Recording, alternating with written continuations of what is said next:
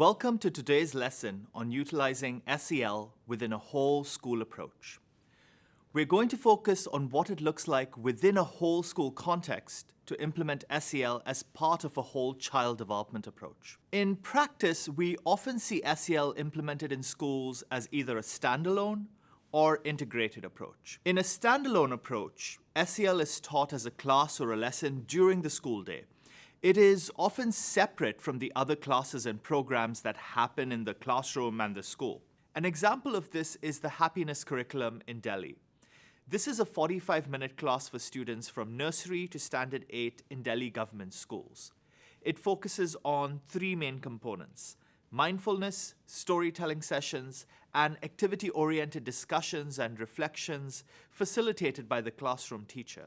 In an integrated approach, SEL is incorporated into the existing school curriculum and programming rather than being a standalone program. An example of this is Project Sampurna in Telangana. In this program, NCERT lesson plans are enriched with SEL strategies. For example, lesson plans include a focus on cooperative learning strategies that allow students to establish and maintain positive relationships. The lesson plans also incorporate participation in activities that increase academic discourse, which raises students' awareness around the management of emotions. Finally, the lesson plans focus on real-world problem solving that allows students to feel and show empathy for others and develop citizenship skills. There are benefits and challenges to standalone and integrated SEL approaches. With an integrated approach, a benefit is that there is less additional work for teachers as SEL is embedded in the existing curriculum. However, a challenge is that there is a high degree of training and contextualization required for implementation. With a standalone approach, a benefit is that there is a designated period to give space for SEL development. However, implementation can be burdensome because the school day is often full of other activities. Whether programs are standalone or integrated, we need to make sure that they are SAFE. The SAFE acronym reminds us that SEL programs should be sequenced, active, focused, and explicit.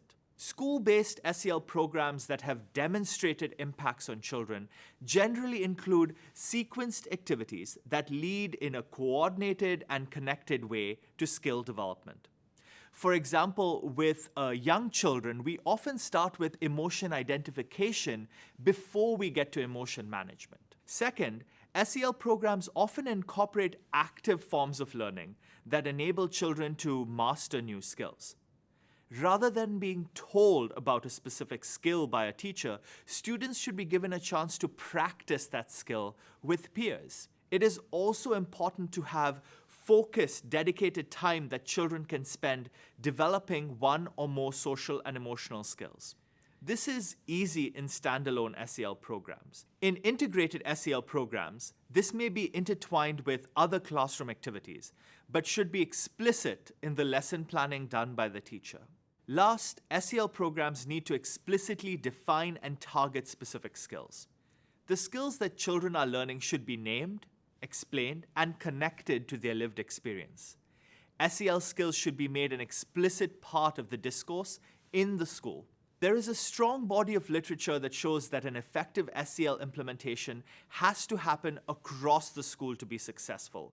It cannot just take place in one classroom by one teacher.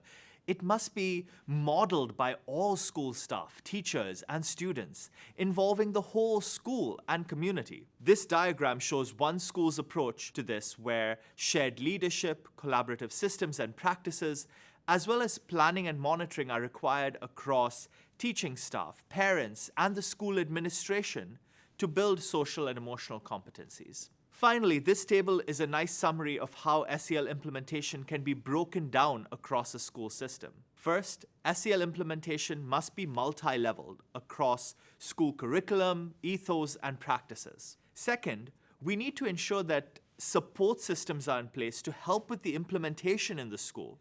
Third, SEL implementation must be multi-component, involving schools, families, and the community. Fourth, SEL implementation must be tailored to the specific needs of the school and the students it serves. And finally, it must bring all school staff, parents, and the community together to support students.